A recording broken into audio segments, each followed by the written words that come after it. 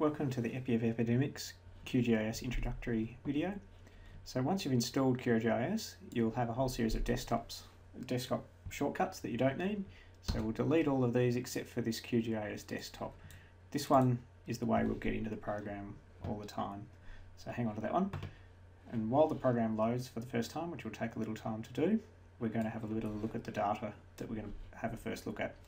So a suggestion is to make a new directory to store all your GIS data, because the files can be quite large, and then a temp directory to work in.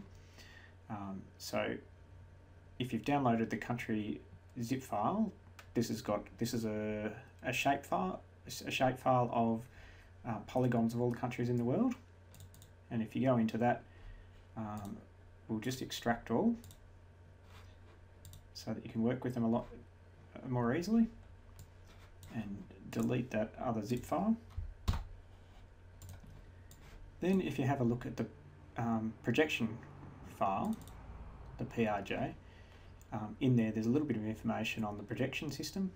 And this shows me the name of that, WGS 1984, which I happen to know is the same one that Google Maps uses. And then there's a little bit of information on the units here, and where it says degree, that's an indicator to me that it's a unprojected coordinate reference system, whereas if that was in kilometres or metres, that'd be a projected system, which is much better for measuring areas and distances.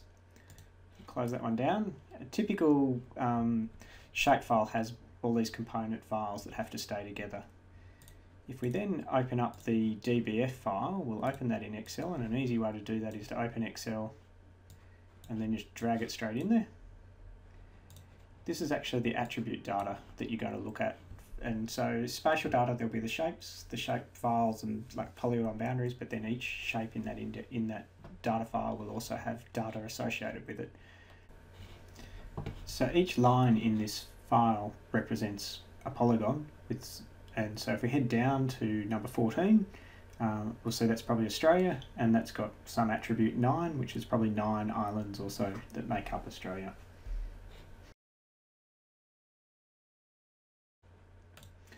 Then if we head into QGIS that's now opened, you'll have a general area where we'll bring things up. There's some information down here down the bottom, including EPSG, which is actually telling you what your coordinate reference system is, your scale, the coordinates of where you are in the picture, and then over here on the left there's some buttons to actually load data, and this top one allows you to add a vector layer.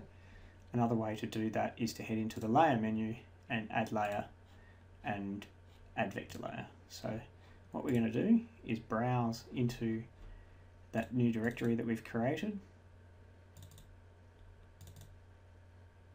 and when you're in there, then you will point to the shapefile and open that and push OK. And it will bring up that file, which is the map of the world. Basically, they're all shapes, like the shape of Australia, and all the different parts that add up to that. The next thing we're going to do is look at change the projection, and a quick way to do that is actually just to point down here and choose a different projection. So first thing to do is click this enable projection on the fly, and then you can start searching for different projection systems. So if I want to turn that into GDA, which is one of the projection systems of Australia, GDA 94 comes up here at the top. So if I select that one and push OK, it will just change that into the GDA 94 projection system. If I go back in there again and actually pick up Albers is a projected coordinate system.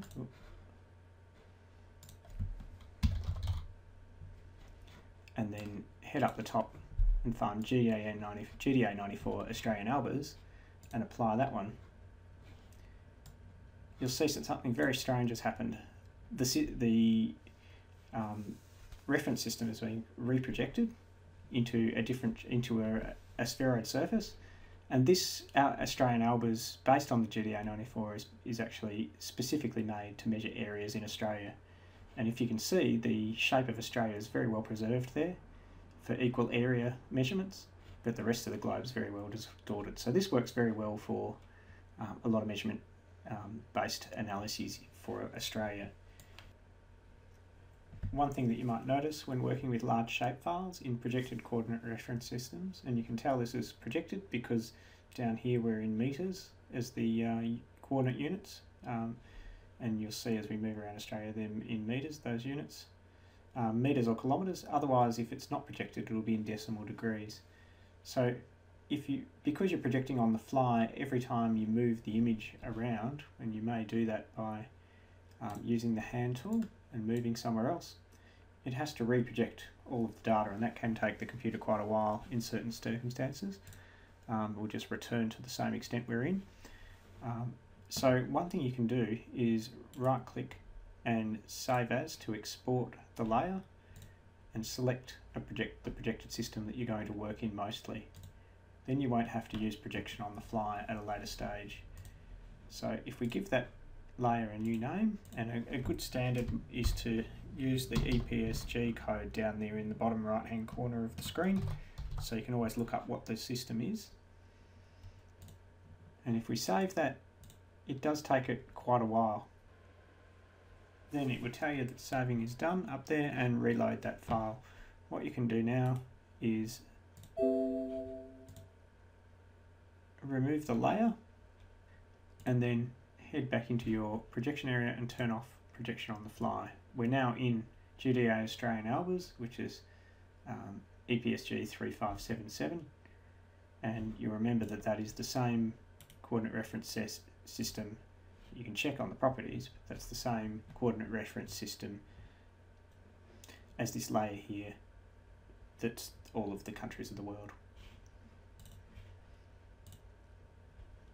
At this point you can save your project and give it some reasonable name, such as World Projected EPSG 3577. Now you can actually clear the whole QGIS program by selecting a new project altogether with nothing loaded. You can come back down here and reselect which coordinate reference system you're going to start in, or you can actually load your previously saved project and start again from there. It will refer to all of the layers